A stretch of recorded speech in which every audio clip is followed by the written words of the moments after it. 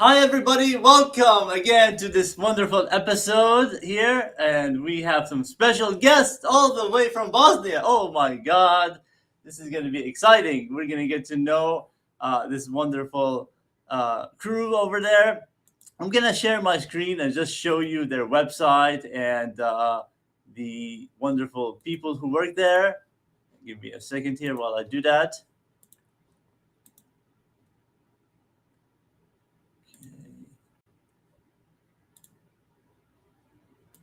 Okay, all right, there we go. Screen. It's like the share screen isn't working. That's okay. Okay, let's go ahead and bring in our guest and I'll share the screen later. All right, here we go.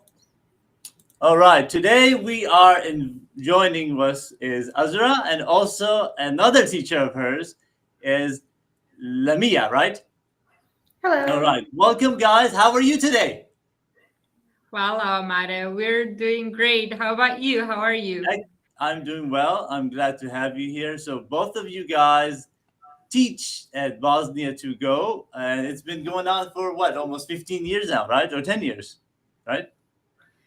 Let me start by saying again, thank you for inviting us. It's really a pleasure to be here today. And I'm happy that we could arrange this regardless of the time difference. So really happy to do this. I've been teaching Bosnian for about 15 years probably. But I actually stopped teaching a couple of years ago, and now all I do is just run the school basically. But the school's existence itself, it's been 9 years now. And Lamia is one of our teachers, but also the coordinator of our junior program. She'll tell you a little bit more about that. And she also teaches. So definitely a multitasking person that you want to have on your team.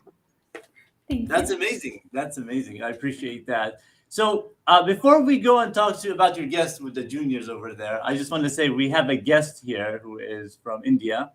We're glad he's Oh, here watching. And also, let's go back to the time you decided to do this. Why did you want to go ahead and start a school for a foreign language to teach people Bosnian language? Let's go back to that time and a little bit go back in history about when a year maybe before you started that and what got you the idea. Okay, so I will dare to say that the idea was there since I was a child, practically, as I lived in Spain during the war in Bosnia, and I had an amazing Spanish teacher who really helped us um, get around and just find our way and learn the language, which helped us eventually go to school and make friends and so on. So my idea even back then was that I was going to do something like that one day. And I'm happy to eventually had the opportunity to do that now about 9 years ago. But as I said before that, I was already teaching for about 10 years. So it was an easy decision.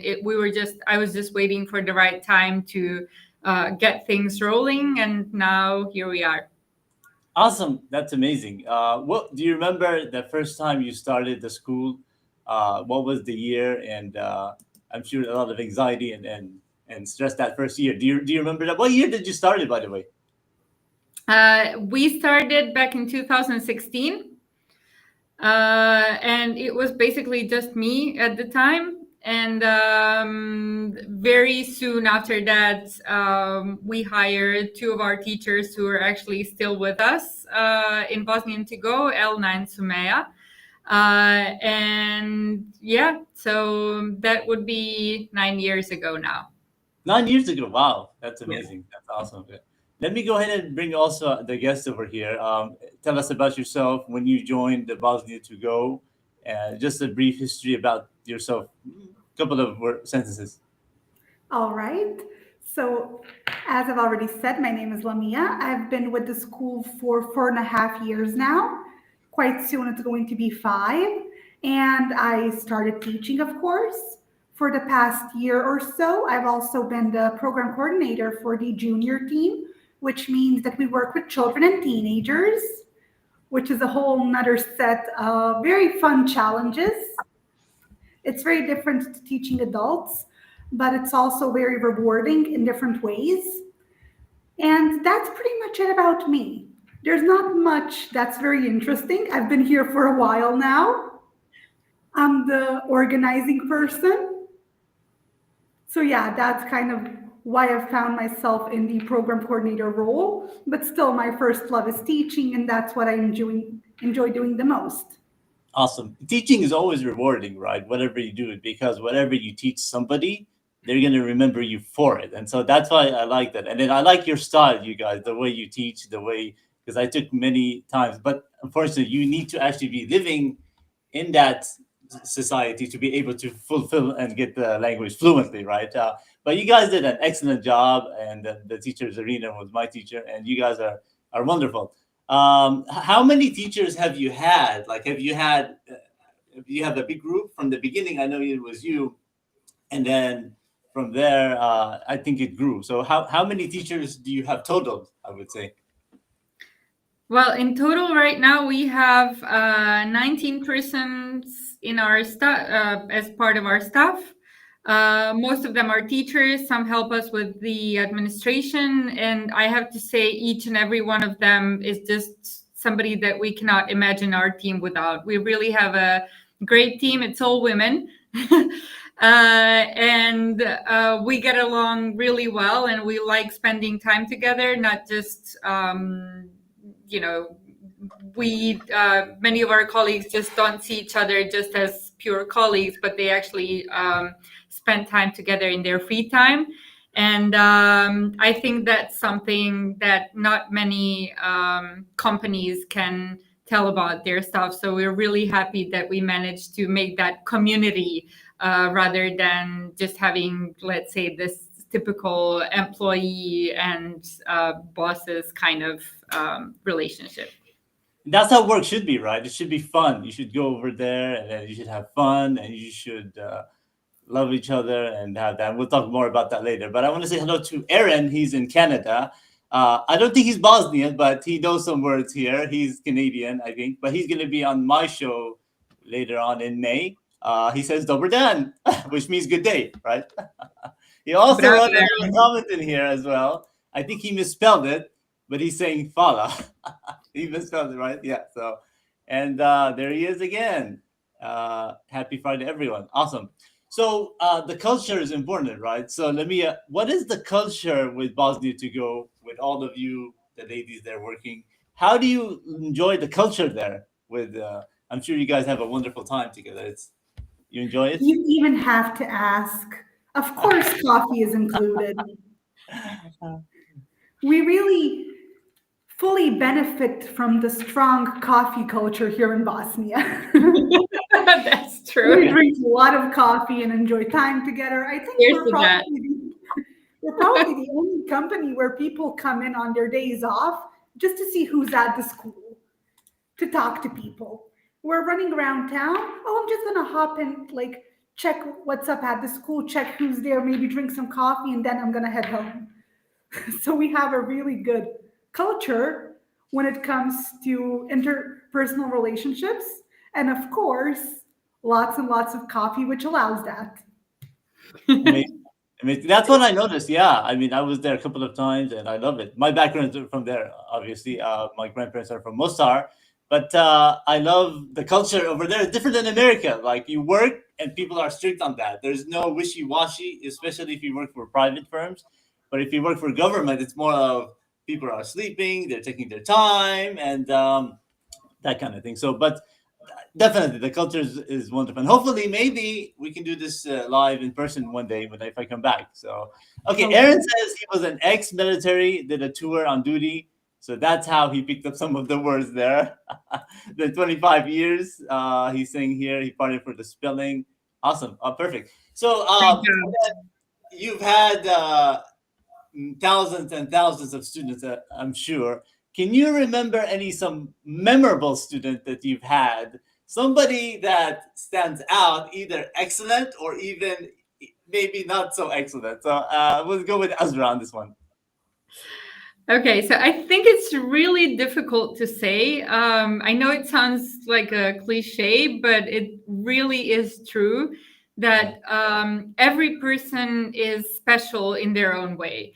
Of course, you connect more with some people than with some other, and that is natural, I would say. It wouldn't be, I mean, can you imagine just connecting with all the thousands and thousands of students that you mentioned? But I do have a couple of students of mine that I'm still that I used to teach, like even a lot of years ago, that are still my friends, that were at my wedding, that I still travel to see, and they travel to see me. So I would say that those people were kind of my motivation every time to just keep going, even when I was like, oh, maybe sometimes you're like, I don't really feel like having a class today, I don't really feel like having a new student today, but then you remember all those rewarding moments, and you just realize it's all worth it. And those friendships, that's just something really, really special. Amazing, amazing. No, that's beautiful. Now, let me. What age groups do you teach? You do juniors, right? Is it what's the lowest and the highest that you teach? It's quite a wide range. So typically, most of our students are from around the age of 5 till 18. But we also have younger students. My youngest student was 2.5 years old. 2.5. Yes, a toddler. Yeah. And my oldest student, she started learning with me when she was still underage. Now she's 20. She studies at an Ivy League and she visits Bosnia every year. And we grab coffee when she visits. So there's quite a big range of students when it comes to the junior team. Oh, amazing, amazing. Was it challenging with the 2-year-old? I know I have a nephew, he'll be 2 in May. And so I can kind of relate at that age. And so how was the challenge of that 2-year-old? And did he have a lot of his attention span like that? Well, fortunately, those were shorter classes, so it wasn't as challenging, like attention span wise, but you just have to adjust the program. So you're not going to be literally learning vocabulary or anything. You're going to be watching cartoons, showing pictures, playing little games that they actually can play, especially, for example, if they're using devices such as an iPad. So that makes it way easier right away because they can touch what they want to show, etc. So it definitely is different compared to any other age group, but there's definitely benefits to it because it's like a literal baby that you're teaching a language, and it's definitely rewarding in its own way. Amazing, amazing. That's awesome. Yeah, it is because I also teach on the side as well, and I definitely know. We have Nick here in New York, and I believe she's from Trinidad. You can elaborate on that. She's also joining us there. We also have Aaron. He says he loves coffee and he drinks it, and we all love coffee, don't we? And then we also have Lisa again. Happy Friday, everyone. Interesting conversation.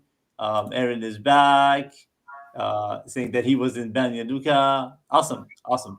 Okay, so it looks like we have somebody joining us here. Maybe this is one of your teachers, right? Or no? Who? I'm not That's sure. one of our moms. Oh, one of your moms. Okay. My 11-year-old daughter loves. So there's a shout out for you, Lamia. Can't wait to see her next time. Yeah, that's part of it too, because the way you treat the person, it's not usually about the language. It's about how you treat the person. They want you to come back, even though they don't want to do the procedure or they don't want to do the job, whatever they paid for. But the treatment, that's the number one thing, is the care they always say. And so if you treat the person well or the patient well, my dentist has a little sticker that says, treat the patient well, they will come back. And it's like a little thing there. So people always enter and come back on that thing. So awesome, awesome. So what makes to Azra your school so unique compared to other schools? It's been growing now 10 years almost. You have 19 teachers. thousands and hundreds of students that you were with. What makes your school kind of unique compared to others? Well, I would say one of the things that was and still is key to our success is the fact that we specialized in teaching Bosnian as a foreign language. So even when the idea wasn't so popular, because I remember 10 years ago, people were like, "Why would anybody want to learn Bosnian?" And now they understand why, and they see potential in it. But another thing is precisely what Lamia was describing before, is that it's not just about having the materials that you can use and teach, but it's also about how you approach the classes to prepare for every single class and for every single student in a different way. So I believe that our teachers are actually the key to our success. Their energy, their motivation, and their love for this job. So I think that that is a formula that is really, really important for success in any business, and especially when it comes to teaching. Amazing. Yeah, no, I definitely agree with you on that. I'm sharing here the website for people to see. You can see up there, there's the URL. People can go to it, Bosnian2go.com. And yeah, what are most of your students? Are they like people who are working there? Or I'm sure you have a whole range of different, like somebody's interested in the language, or somebody is living there or working there. What stands out? What is the most? I guess I'll put it this way: the number one reason why somebody wants to take a Bosnian language course that you've seen. I would say that there is no number one reason. I really have to say that. But I can say a few of the top ones, I guess. One are people who are working here, who are professionals who wish to dig into the culture, just learn some phrases to be able to get around and feel more comfortable in Bosnia. And then another one would be people who are married to Bosnians, whether it's men or women who are just find that as a way to communicate with their wives and husbands, families, and so on. And then there's this totally random reason, which is one that I guess I find most fascinating. It's simply people who love Bosnia because they've been here on vacation and they come here for 3 days and they're like, "Oh, I love your country, I love your culture, and I really want to learn the language so that I'm able to speak to people when I go back there." And those are like special.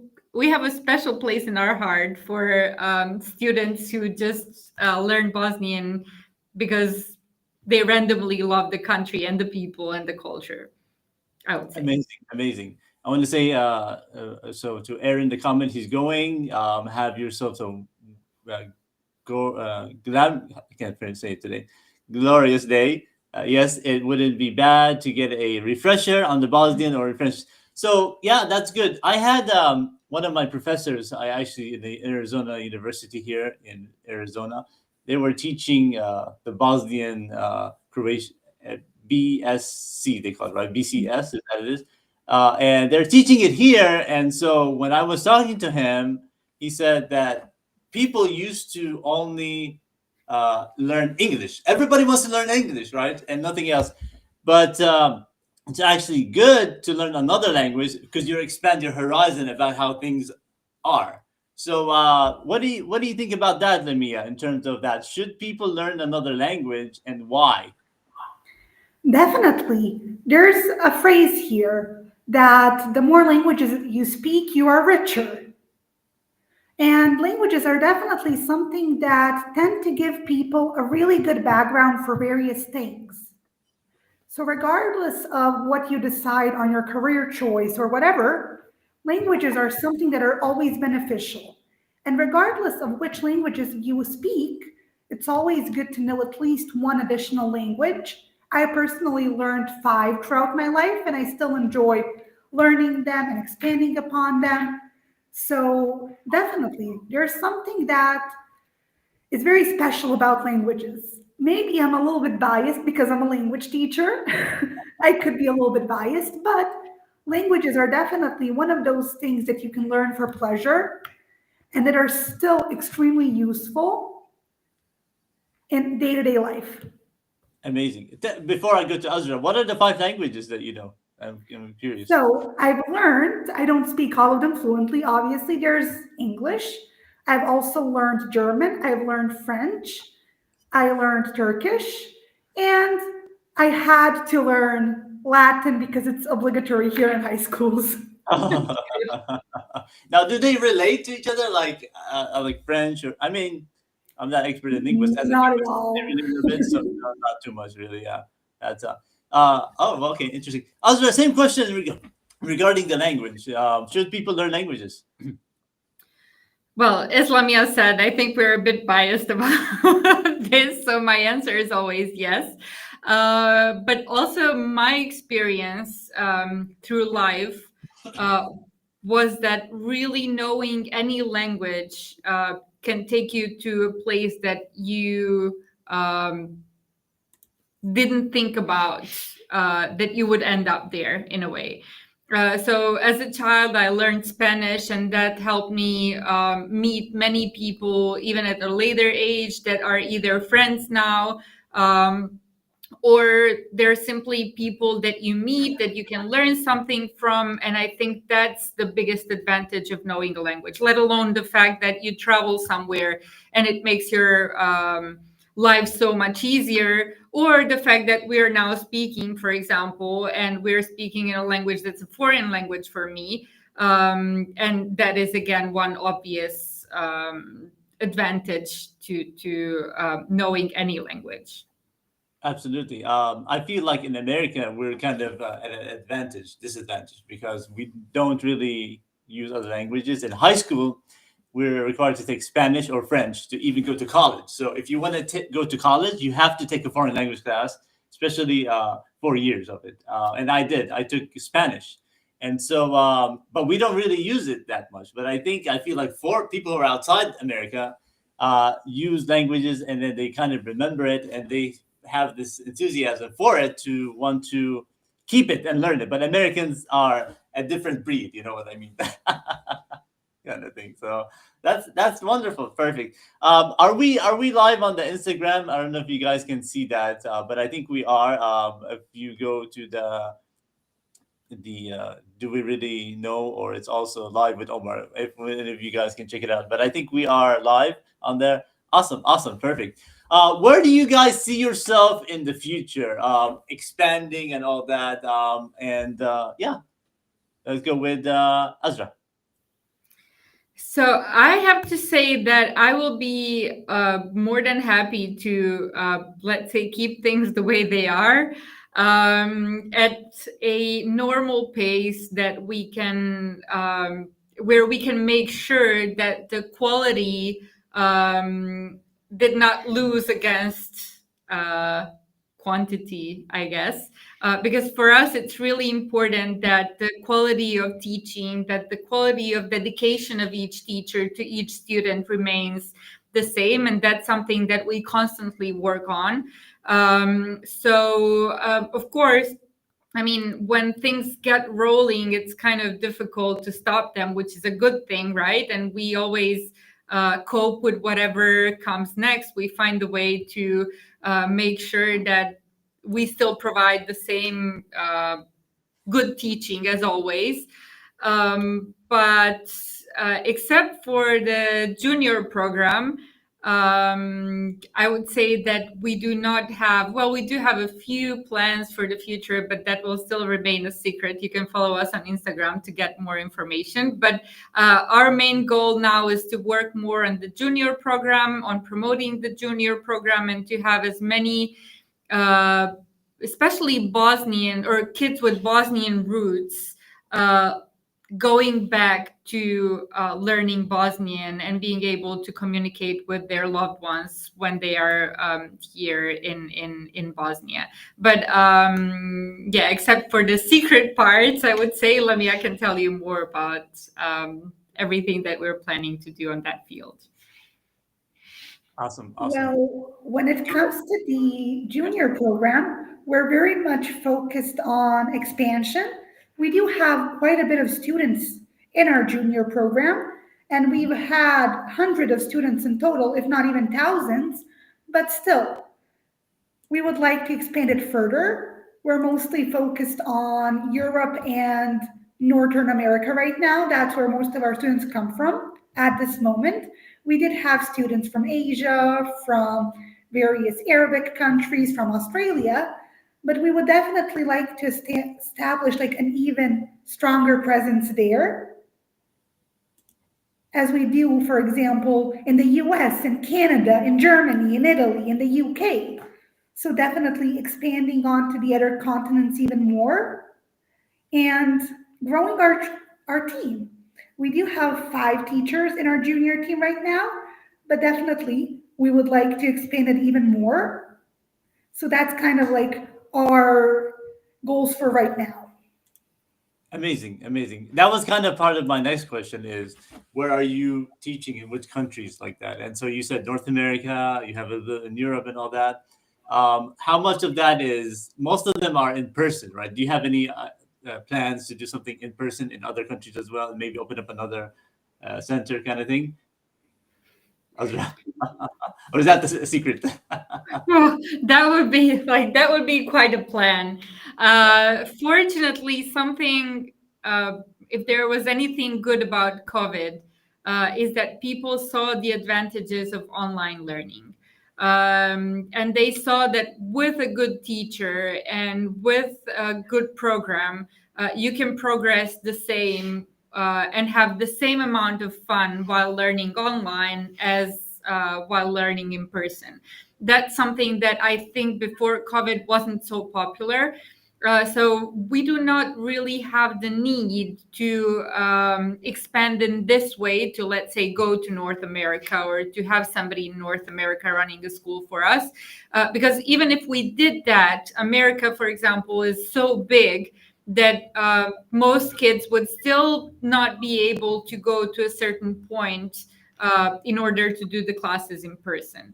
So I think that having the classes online with really good teachers, which I believe we do have, and a really good program, it's equally fun, equally productive, and if you don't believe us, you can always send your nephew, you said, right? 2.5 years old.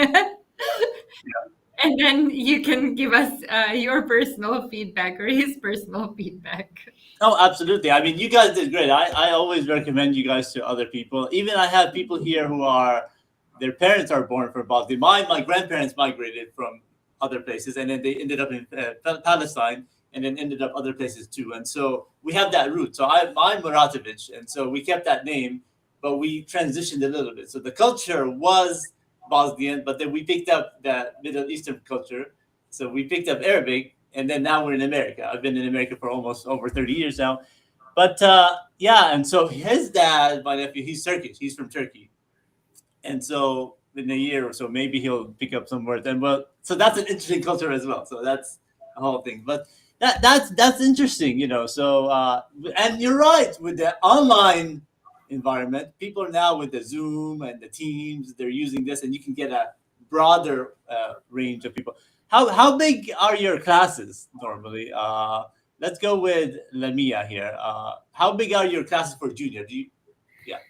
So it depends. So we have individual, semi-individual, and group classes.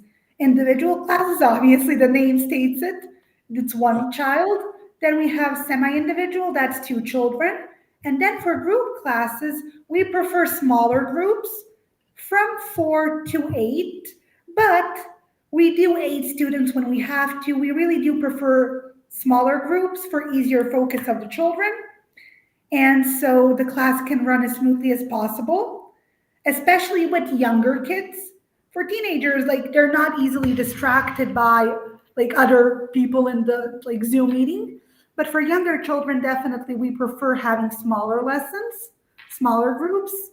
It's definitely a lot easier for them to focus on the teacher, on replying to the teacher, on what the teacher is talking about, rather than looking at like the other six little pictures that they have in the meeting. Yes, exactly. And that part of it, the distraction part, right? How do you get people focused on the online environment kind of thing? 'Cause a lot of them, it's like, and I work with my job online, and so we require to be on cameras, and we're adults. We're adults technically. We're supposed, so they need to monitor us, and so how has that been a challenge for you, Let me, and then I go to Azra in terms of getting the kids focused. Funnily enough, the focus, like especially in individual lessons, that's like the least of our worries. We do tend to have our cameras on for our classes. Yeah. So that's like the initial step that makes them, focus in class. And then we're constantly having different exercises. We don't have like many forms of repeating exercises. So there's not going to be five reading exercises in a row. It's constantly something different. Reading, listening, connecting, do this, do that. So we kind of don't allow them to lose focus all that much because something is constantly happening. Amazing, amazing. Azra, any your comments on that? Well, I have to agree with Lamia. And again, I think that all comes down to our teachers doing an amazing job in keeping both children and adults entertained, because we know that this focus issue is not only present in children nowadays, but also adults have a very short attention scope. So we need to make sure to constantly do things, exercises, something to make the class go faster. And there is no moment as rewarding as that when the student realizes that the class is over and the teacher realized it before he did. So, that's something that we didn't have in school, for example, but you were just looking at your watch and be like, okay, oh my God, 10 more minutes, 5 more minutes, 3 more minutes. And when a student is like, oh, the class is over already, then we're like, yes, that's exactly what we wanted to hear. So, yeah, that would be my comment on that. And I will also just go back to the beginning of your question, which was related to the number of students in class.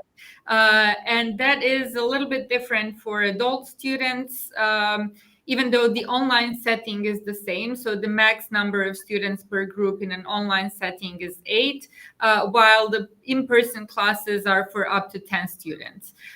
Because in person, again, going back to this attention issue, it is still a bit better than when you're working online. It's just easier to keep somebody entertained just for the fact that you're moving, that they have to follow your movements. You get the eye contact, and you just know exactly what's happening at every moment, which is often not something that we know behind the screen. If somebody has taken their phone to check something out, there's a child maybe calling them mom, dad, and so on. And that makes it a little bit easier to work in person. But again, if you have good teachers, which we do, then it makes it easier for both the teachers and the students. Absolutely, yeah. Nothing beats being in person than online. But if you have the right trained person who's able to do that and handle them, that's good. We're almost gonna run out of time. A couple of things here. Do you guys go to a program to train the teachers so they're able to train in a certain way? I mean, they go to college and all that, but I'm sure you guys have your own training. What does that involve? And yeah. Okay, so this is a very important part of our brand. All our teachers, first of all, have a background in languages. So that is the first requirement for every person who is a potential teacher of ours. But of course, we are aware that teaching or studying at the university doesn't give you that sort of practical training that is much needed, or what you learn in books and what the teachers tell you is often not the same as what happens the first time you step into the classroom. So we do have a practical and a theoretical training. And the theoretical training is really important because you go through all those lessons, lesson by lesson, and you tell them exactly what they can expect. You tell them exactly how to handle those things that they can expect. And then you go to the practical part, which is role play, which includes role play, and eventually it includes them being present in different kinds of classes so that they can see how the teachers handle it on spot. And then their first classes and all those follow-ups that come before you can just breathe and be like, okay, now that I got the great feedback from this student and this student and this student and this student, now I can be sure that the teacher is ready to rock and roll. But of course, in addition to that, the teachers always have our support, my support, Lamia's support, and the support of each teacher, so that at any time they can ask a question such as, hey, I had this situation. How do I handle this? And there's always somebody who is online and who is there to provide support and to explain how to deal with a certain issue. Amazing, awesome. What I also like about you guys is that all of the flashcards. When I went there, I got some flashcards, and also the posts. It really helps with the posts that you put on Instagram in terms of helping people learn a couple of words here and there. So I think that's what's needed a lot of the time, because people can look at the word, it flashes, and then you remember it, kind of thing. And so a lot of that. Are you gonna expand more of that? I know you guys are on Instagram. Are you guys also on YouTube as well? How can people find you? So the most important part of our let's say advertising right now is on Instagram. We also post on Facebook, and again, we have some plans that I would not talk about at this moment, but it will be published on Instagram. So if you follow us there, it's Bosnian2go, so Bosnian is the language to go. You will find out soon enough, and I'm really happy that you find the content useful. I believe that many students do, because that's the feedback that we're getting, and we always listen to what our students like, what our students ask for, and we try to post that so that everyone who is learning the language, whether they're doing classes or not, they have access to it and they can learn the things that they are really interested in. Amazing. I'm gonna share the Instagram page. We have 8 people watching now on here, which is a good number. Lamia, your thoughts on what Azra said and your own thoughts. So when it comes to the way we promote our work, when we, show what we actually do, yes, we are very active on those social media platforms. We're also active on TikTok. We're with the younglings there.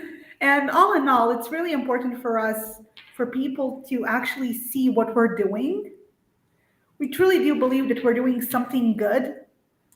We're doing something that's unique in the market. And there's a lot of people who maybe don't want to take language classes at that very moment, but they're very interested in what we post, and the little fun facts about the language, the little tiny grammar lessons, all of that. So people like watching what we do online. So we've also had many cases of people seeing our social media platforms and being like, you guys seem fun, I want to try out classes. So it's definitely been very beneficial for us.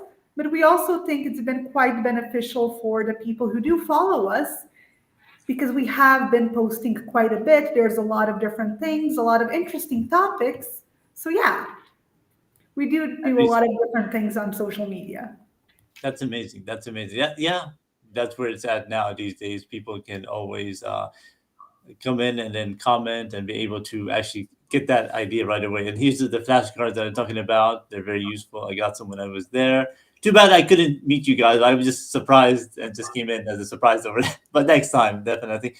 All right, perfect. Appreciate you guys. Any other last minute words, Azra, you'd like everybody to know about your school before we close?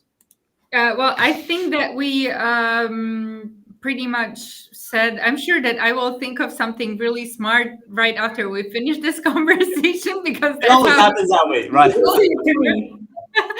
but I think that we said all the important points.